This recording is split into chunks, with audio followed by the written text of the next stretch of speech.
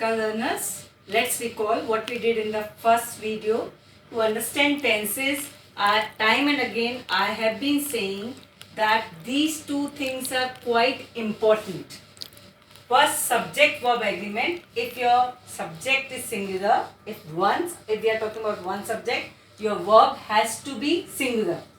If your subject is plural, your verb has to be plural.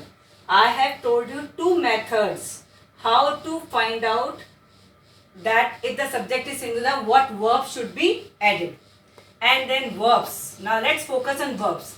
There are three forms of verbs. First form, which we call present form.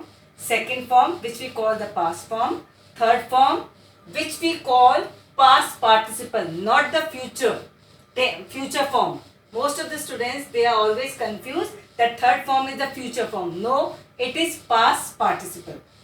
Now, please remember, like you can treat verb as people. Like how? Some people, they want to change for each and every occasion. Like go, went, gone, fly, flew, flown, do, did, done, and so on. Now, there are some people who will change for one occasion and they don't want to change for another occasion. Like buy, bought, bring, brought, fight, fought, teach, taught, and so on. Or there are some people who will not change. They are comfortable in whatever they wear. Like there are verbs also like that. Right? Cut, cost, shut, put, and so on. Now there are some people who will change for one occasion and then come back to the same position. Like run, ran, come, came, become, become. I hope this is clear, because this is very important, because in tenses we use the different forms of the verbs.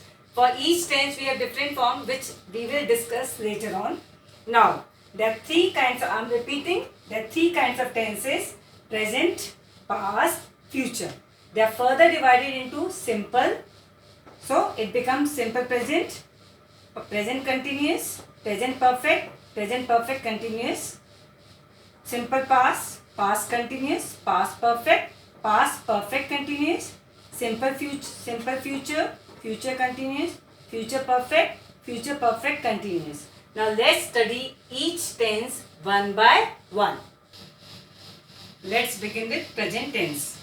Now in present tense, simple present tense, see, for example, I am taking only one example so that you can understand better. Girl dances. Singular girl dances, as we have put over here. Girls dance. So our structure of the sentence becomes like this: subject plus verb first form, and SES as per our subject. If subject is singular, then dances, and if the subject is plural, then the verb as it is. Okay. Now present continuous. Girl is dancing. Girls are dancing. So I am dancing.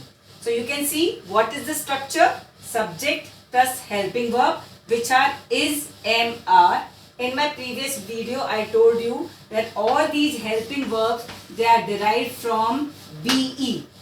It is a wrong notion that be gives the verbs like being and being. All verbs are derived from verb be. So is, am, are. So for singular we use is, for plural we use am, we use are, and for pronoun I we use am. You can see I have made the list of pronouns. Singular pronouns are he, she, it, and you. You can be taken in both singular as well as plural. For plural pronouns you have they, we. Now I is special category, because in present tense it is considered as plural.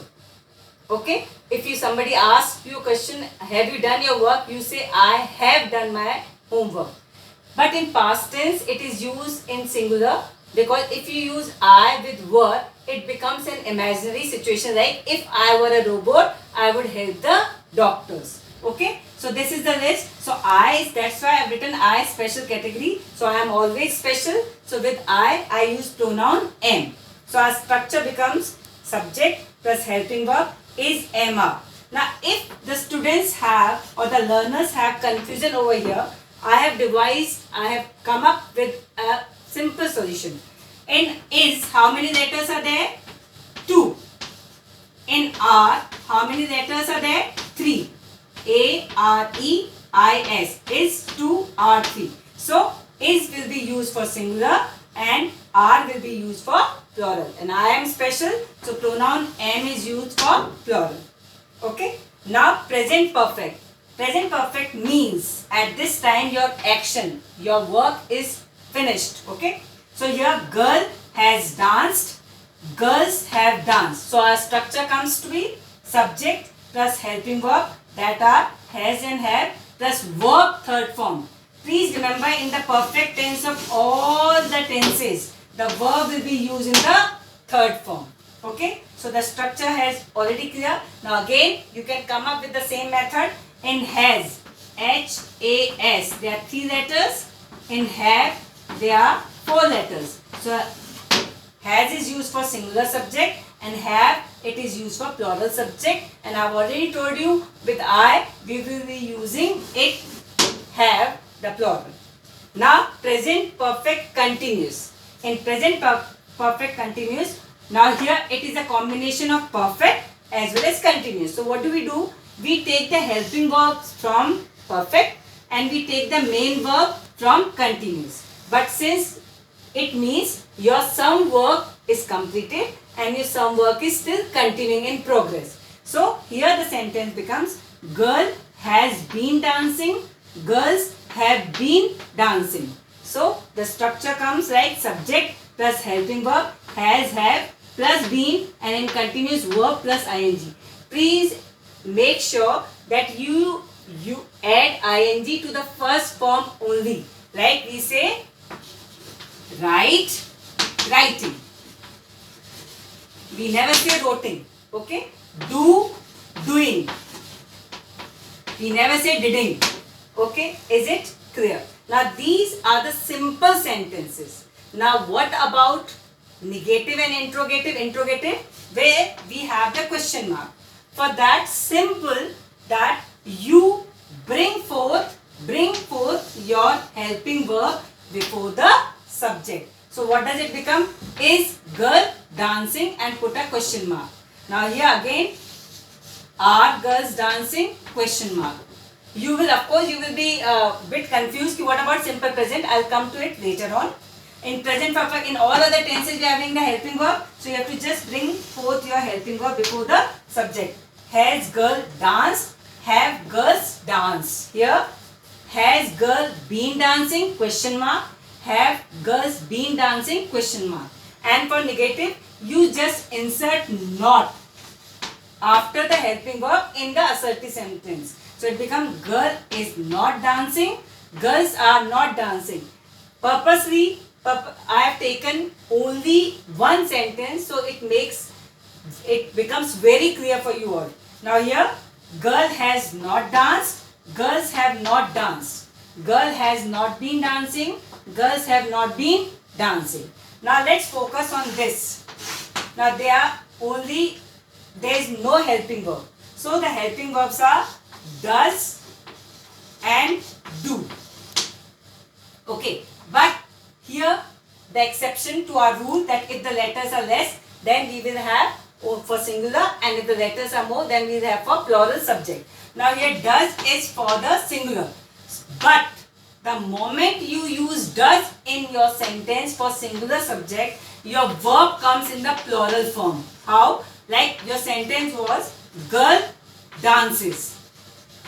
Now, you want to make it interrogative. So, girl does not dance. Many students, they write dances again, which is does not dance. And if interrogative, so does girl dance? Question mark.